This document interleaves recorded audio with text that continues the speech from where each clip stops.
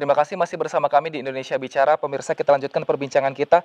Saya ke Mas Emil. Mas Emil, jika ada program yang dilakukan oleh pemerintah Provinsi Jawa Timur untuk meningkatkan dan juga mengubah perilaku masyarakat agar mengikuti protokol kesehatan, tapi nyatanya angka meskipun dinilai sudah menurun tadi di angka 270-an, tapi masih tinggi. Apakah memang program pemerintah untuk mengajak masyarakat berubah perilakunya ini kurang mengena di masyarakat? Saya tentu tidak bisa mengatakan bahwa ini tidak mengena, tetapi bahwa ada ruang untuk penyempurnaan, iya, karena kita selalu harus mencari terobosan baru. Tentunya memang kita juga melihat seiring dengan geliat masyarakat untuk kembali mencari penghidupan, tentunya akan ada tantangan-tantangan dalam menjaga protokol kesehatan. Namun demikian, tentunya langkah-langkah pemerintah jelas bahwa kita tetap menomorsatukan kesehatan. Ekonomi tidak dimatikan, tetapi tetap dijalankan sesuai protokol kesehatan. Nah, disinilah mungkin ada yang memang berdasarkan ketidakpatuhan atau memang ada resiko-resiko yang kemudian perlu kita minimalisir dalam kaitan dengan titik-titik rawan penyebaran COVID-19. Apakah itu di tempat umum, apakah terjadi di lingkungan rumah, lingkungan pribadi, upaya-upaya untuk misalnya kita bekerja sama dengan pemerintah Inggris menggunakan pendekatan behavioral analysis, ya, artinya bagaimana kita lebih tajam lagi melihat pola-pola perilaku masyarakat sebagai konsumen pesan-pesan publik untuk bisa lebih efektif lagi meningkatkan kepatuhan terhadap protokol kesehatan. Pendekatan penegakan hukum tetap dijalankan supaya ada keseriusan sesuai dengan Perda dan Pergub yang telah dijalankan. Sampai kami punya angka yang mungkin belum angka paling terkini, tetapi sudah jutaan teguran yang diterbitkan, bahkan sudah berujung kepada sanksi dan denda yang bisa mencapai hampir 3 miliar. Jadi ini adalah langkah-langkah kita untuk mendorong upaya stick and carrot lah, artinya kita memberi insentif disinsentif bagi mereka yang melanggar, tapi sebaliknya mungkin kita juga memberikan apresiasi kepada pelaku-pelaku, misalnya usaha-usaha BUMDes, kemudian juga tempat-tempat wisata yang memang telah menerapkan new normal. Inilah yang kita lakukan. Pemerintah juga sudah mulai melakukan kegiatan-kegiatan di tempat-tempat seperti tempat-tempat pariwisata dengan tujuan untuk meningkatkan rasa percaya publik, tetapi kita memberi contoh bagaimana protokol kesehatan itu kita terapkan sebaik-baiknya. Jadi sekali lagi dikatakan tidak mengena, saya rasa lebih tepatnya masih ada ruang penyempurnaan yang harus kita eksplorasi bersama-sama. Baik, kalau di Jawa Barat, Kang Uu, seperti apa peta penyebaran COVID-19 terbesar di wilayah mana dan biasanya pada aktivitas apa, Kang Uu? Ya, kita di Jawa Barat tetap saja penyebarannya di daerah itu juga, daerah penyangga ibu kota. Sekarang aja yang merah itu kan bagaimana saya sampaikan tadi, yaitu Karawang, Bekasi, dan Bekasi itu kan dekat sekali dengan Jakarta. Kemudian juga kenapa di Jawa Barat ini banyak, tetapi kan harus dilihat jumlah penduduk Jawa Barat kan hampir 50 juta. Dibandingkan dengan kabupaten-kabupaten atau provinsi lain, kita kan paling banyak. Jadi wajar, tapi bukan berarti kami itu menganggap kebenaran dengan ada jumlah seperti ini. Tetapi ini semua adalah tugas kita semua untuk mengantisipasi. Termasuk juga di situ di dalamnya adalah para pelaku ekonomi.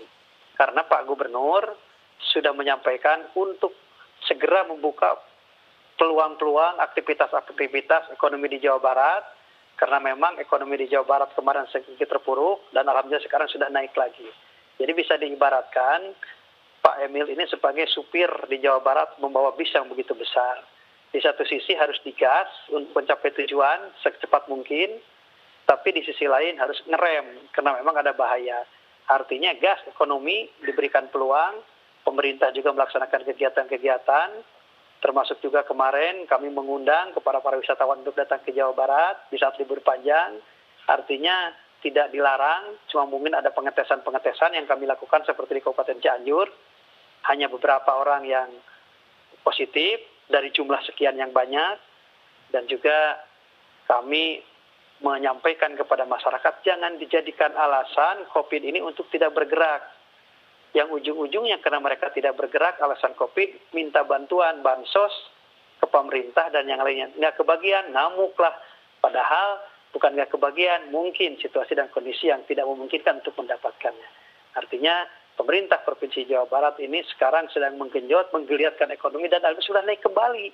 Kemarin min 5,6, sekarang sudah naik lagi. Sekitar 3, sekian kenaikan ekonomi di Jawa Barat. Ya bersyukur alhamdulillah, mudah-mudahan nanti di akhir tahun kita sudah stabil kembali. Tapi tetap ya, kita masih menunggu vaksin. Nah, rencana vaksin akan dilaksanakan atau dikasih dari pemerintah pusat ini adalah nanti sekitar bulan Desember. Kami pemerintah Provinsi Jawa Barat sudah siap dan sudah mengadakan simulasi di beberapa kabupaten. Rencana kita akan dikasih itu sekitar 10 juta untuk Jawa Barat dan Jakarta.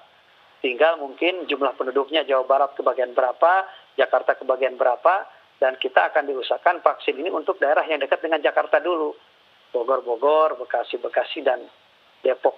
Itu yang akan kami prioritaskan. Sementara daerah yang lain mungkin akan berlanjut setelah ini. Kemarin simulasi kami di salah satu kecamatan di Kota Depok ya, dengan puskesmasnya. Tapi nanti kalau memang banyak yang mau, nanti bisa pindah di lapangan atau bagaimana. Seperti itu adanya. Baik, nah tadi di daerah wisata ada tes swab dan juga rapid seperti itu. Nah, apakah di bioskop-bioskop juga yang sudah beroperasi di Jawa Barat ini juga ada dilakukan tracing seperti itu, Kang Uu? Karena kan bioskop ini dinilai juga menjadi salah satu tempat penyebaran COVID-19 karena sirkulasi udara yang tertutup. Ya, kalau di bioskop ada SOP tersendiri ya, karena masing-masing perusahaan itu ada gugus tugasnya. Biasa yang 50 pengunjung bisa jadi 50, kemudian sistem penjualan online, kemudian bawa makanan dan yang lainnya ada perubahan-perubahan tertentu. Artinya dalam setiap gerak atau tempat ekonomi itu diperbolehkan, tapi tetap SOP kesehatan yang harus diperhatikan dan harus diperketat. Baik, lalu kalau di Jawa Timur apakah ada wilayah-wilayah yang menjadi perhatian dari Provinsi Jawa Timur agar angka penyebaran COVID-19 di wilayah tersebut, mungkin daerah wisata, bisa berkurang, Mas Emil? Kita memang mengkombinasikan, seperti kemarin libur panjang dan Maulid, itu ada daerah yang mungkin bukan kota besar, tetapi punya tradisi Maulid yang mendatangkan massa yang cukup banyak. Nah, di sini koordinasi dengan Forkopimda, tentunya kepolisian, TNI, ini sangat-sangat efektif dan bersama tokoh masyarakat kita membangun kewaspadaan terhadap kemungkinan terjadinya penumpukan massa. Tetapi tetap memang sabuk ekonomi yang paling utama ini adalah tentunya titik-titik jasa dan perdagangan seperti di wilayah Surabaya, Sidoarjo, Gresik, kemudian juga Pasuruan dan Mojokerto. Nah, saat ini memang zona ada perubahan formula di gugus tugas yang kemudian menyebabkan beberapa zona kuning di Jawa Timur kembali menjadi orange, bukan karena kenaikan kasus tapi ada perubahan sistem penghitungan. Namun demikian kita tetap waspada terhadap keseluruhan wilayah. Nah, saat ini memang kota Surabaya, kemudian juga Sidoarjo, Gresik, ya, Mojokerto dan Pasuruan ini memang masih masuk ke zona orange, jadi kita waspada. Selain itu, titik-titik pariwisata yang diminati seperti daerah Batu, Malang, kemudian juga Banyuwangi, ini juga menjadi perhatian khusus apabila sedang weekend atau musim libur. Baik, bagaimana dengan lobi-lobi dari Pemprov Jawa Timur sendiri, mengingat saat ini vaksin sudah mulai diproduksi, dan juga sudah ada wilayah yang rencananya akan dibagikan. Jawa Timur apakah salah satu wilayah juga yang mengajukan untuk divaksin juga warganya? Ya, kami tidak dalam posisi untuk mengumumkan terlebih dahulu karena pembicaraan ini berlangsung dengan sangat strategis dan juga intensif antara Ibu Gubernur bersama tim kesehatan dengan pihak dari gugus tugas dari Kementerian Kesehatan juga. Namun tentunya Jawa Timur sebagai daerah dengan jumlah penduduk kedua terbanyak setelah Jawa Barat juga menjadi dalam hal kuantitas tentu akan mendapatkan pengalokasian yang proporsional. Tapi artinya belum ada waktu pasti kapan nanti Jawa Timur akan mendapatkan vaksin dari pemerintah ini, Mas Emil? saya rasa itu posisi yang harusnya diumumkan oleh pemerintah pusat tentunya persisnya. Baik, Kang U, seperti apa nanti rencana pembagian vaksin di wilayah Jawa Barat? Apakah memang daerah penyangga ibu kota ini menjadi prioritas dari Jawa Barat? Ya, untuk awal memang seperti itu. Tapi nanti juga akan melebar ke daerah-daerah yang lain. Termasuk juga orangnya itu diusahakan dari usia 25 tahun gitu kan, sampai 45 gitu yang diinikan menjadi skala prioritas. Kemudian juga yang menjadi skala prioritas adalah aparat-aparat yang ada di wilayah tersebut, seperti Mitra Babinsa ataupun Kamtibmas, kemudian juga RT RW, artinya mereka yang selalu tiap hari bersinggungan dengan masyarakat banyak. Itu yang menjadi skala prioritas tahap awal. Tetapi nanti seiring dengan berjalannya waktu, semuanya juga akan dikena termaksud semacam itu. Tapi sekarang memang ada stigma di masyarakat akhir-akhir ini dengan halal dan haramnya diramaikan, kemudian akibatnya karena di luar negeri juga seperti itu, ditambah dengan media-media yang lain. Nah, termasuk juga tugas kami hari ini menyadarkan kepada masyarakat untuk tidak mempermasalahkan, karena harus diketahui tidak ada keputusan pemerintah kecuali untuk mengambil kemaslahatan, untuk melindungi masyarakat dan mengambil kemanfaatan. Masalah unsur halal haram, ini kan nanti juga kita punya MUI. MUI juga kan nggak bakalan gegabah membuat ini halal, menyatakan ini haram. Termasuk juga para guru, para pendidik, itu akan menjadi skala prioritas, dan para petugas kesehatan. Itu yang menjadi skala prioritas tahap awal dalam pelaksanaan vaksin tersebut di masa yang akan datang, direncanakan estimasi sekitar bulan Desember ya, sebagaimana informasi dari pemerintah pusat. Baik, Kang U, secara perlahan angka positif COVID-19 mulai menurun, tidak seseram dahulu. Nah, Betul. apakah ini memang tandanya pandemi sudah mulai berakhir, apalagi vaksin ini sudah mulai produksi massal? Ya, saya belum bisa menjawab mau berakhir ataupun tidak. Tapi yang jelas realita, hari ini Jawa Barat adalah 2 minggu terakhir, ininya 0,88, berarti di bawah 1. Hampir sama dengan Jawa Timur juga kan tadi masih di bawah 1. Artinya ini dibandingkan dengan sebelumnya kita sudah 1,30, kemudian 1,25, dan 2 minggu terakhir ini kita sudah 0,88. Artinya ini semua sudah terantisipasi dalam batas kewajaran yang disarankan oleh WHO. Kalau di bawah 1 kan ini tidak terlalu mengkhawatirkan. Bagaimana dengan Mas Emil? Ini vaksin kan menjadi secerca harapan bagi warga. Nah, tapi kan vaksin ini tidak bisa dibagikan secara serempak kepada seluruh warga, harus bertahap. Nah, bagaimana menjaga perilaku warga untuk menerapkan protokol kesehatan meskipun vaksin sudah ada nanti?